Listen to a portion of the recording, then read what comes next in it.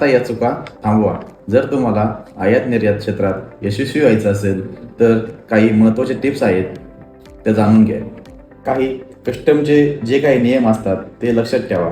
जर आपण ते कस्टमचे नियम जर लक्षात नाही ठेवले तर आपल्याला 100% टॅक्स हा लागू शकतो. आणि त्याचबरोबर बाजारपेठेचा अभ्यास करा आणि उत्पादनाची मागणी काय आहे ते समजून घ्या.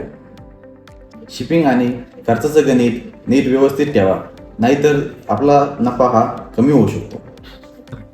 करन्सी एक्सचेंज हा रोजचे रोज कमी जास्त चालू असते, त्याच्यामुळे त्याच्यावर आपला बारीकपणे अभ्यास पाहिजे, नाहीतर आपला असणारा प्रॉफिट हा त्याच्यावर सुद्धा खूप डिपेंड असतो.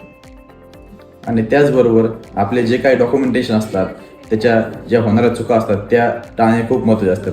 आणि सगळ्यात महत्त्वाचं म्हणजे आपलं जे ग्राहकांसोबत जे रिलेशन असतं हे खूप आपल्याला व्यवस्थित पार पाडलं पाहिजे किंवा हाताळलं पाहिजे. तुम्हाला काय वाटतं, अजून कोणत्या गोष्टी टाळल्या पाहिजे हे आम्हाला कमेंटमध्ये नक्कीच सांगा.